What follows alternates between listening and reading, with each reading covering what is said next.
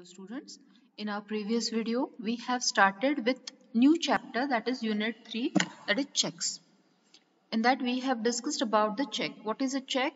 So check is an instrument used by customers of bank to withdraw their deposits in bank. We have discussed the definition of check.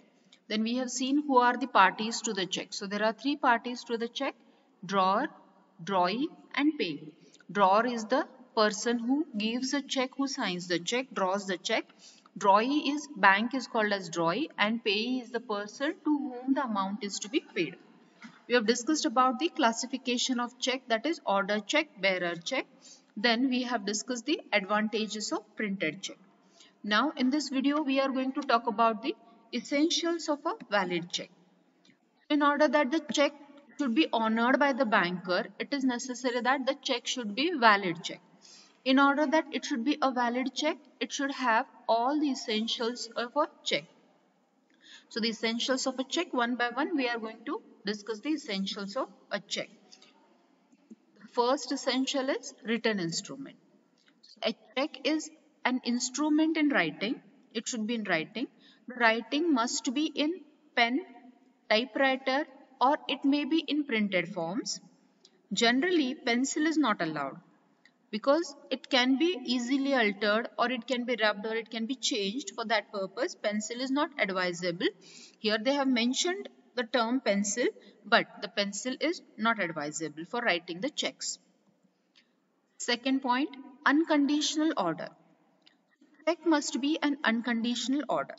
So there should be no condition with respect to payment of the money.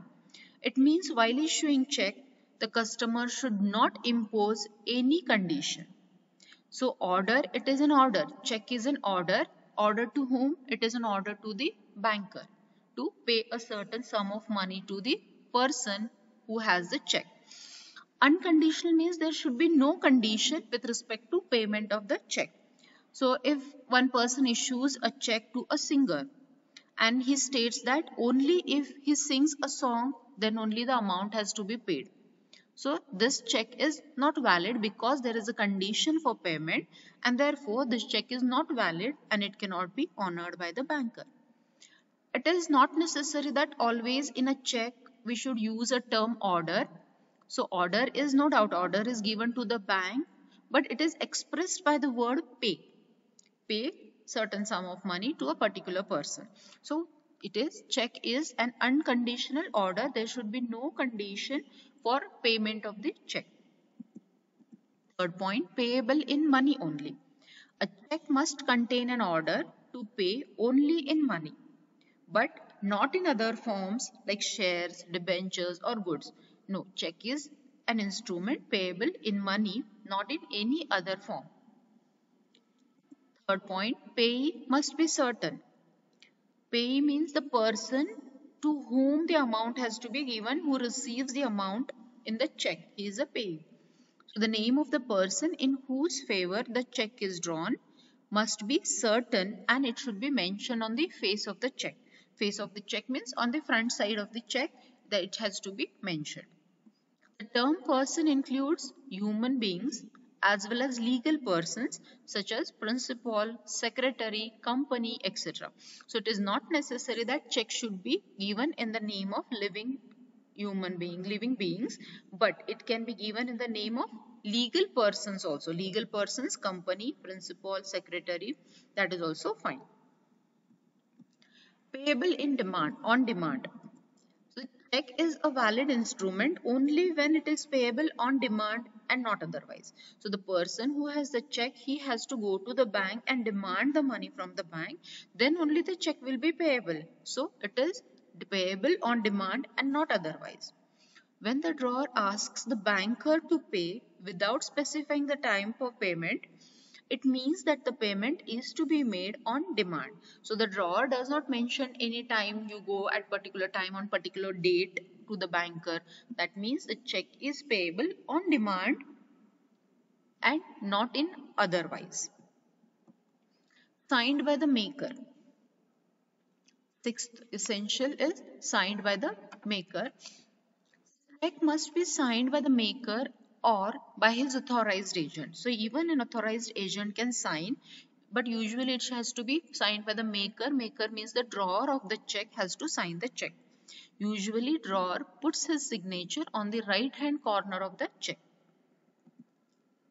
The signature of the drawer on the check must tally with the specimen signature given at the time of opening of the account. So usually at the time of opening of the account, bank takes the specimen signature of the customer and the signature in the check and the specimen signature should match, should tally.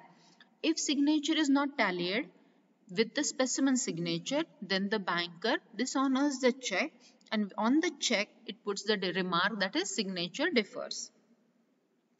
The signature should be put by the drawer or his authorized agent with ink or ball pen. He should not use pencil, or the rubber stamp of a signature on a check is not allowed. Such checks will not be honored by the banker. The signature of the drawer must remain constant. It should remain the same. It should not go on changing in the course of time. So banker should obtain fresh signature from the drawer. Every 3 months he should obtain the fresh signature. So it is said that human beings have a tendency of changing the signature. Unknowingly the signature goes on changing every 3 months. So banker should take the specimen signature of the customer every 3 months. Next point is amount of check. The amount of check means the amount which is payable to the particular person. That amount should be clearly written in both words and figures on the face of the check. The amount which is mentioned in words and in figures should be the same. If it differs, then so the check will not be honored by the banker. While writing the amount, no space should be left blank while writing the amount in words and figures. If the space is left in between, it will give rise to the chances of forgery, that is alteration in check. 8th point, date of check. Check should be dated. The date may be put either by the drawer or holder. So if the drawer at the time of drawing the check, if he writes the check, if he puts the signature on the check, that is fine. If the drawer does not write any date, then at least the holder, before presenting the check in the bank, he has to write the check, because generally the drawer has to put the signature, put the date on the check. A check without a date is considered as incomplete check and it is dishonored by the banker. So usually it is the drawer who puts the signature on the check, but if date on the check, but if drawer does not put the date on the check, then at least the holder has to put the date before giving the check, before presenting the check before the banker. So a check which has a date before the date of issue is called as antedated check. A check which bears a date after the date of issue is called as post-dated check. So on these points, antedated check and post-dated check, there will be a case study which is always asked. We are going to discuss these antedated and post-dated check in detail. So here, with respect to essentials, this much explanation is sufficient. Next, 9th point, delivery of check. So for completing check, delivery is essential. That means if the drawer writes a check and if he keeps that check along with him, that is of no use. So delivery means giving the possession of the check to the payee is necessary. It means the check must be delivered to the person who receives it. That is, it should be given to the payee. So these are the 9 essentials of a valid check. Today we will stop here. Thank you.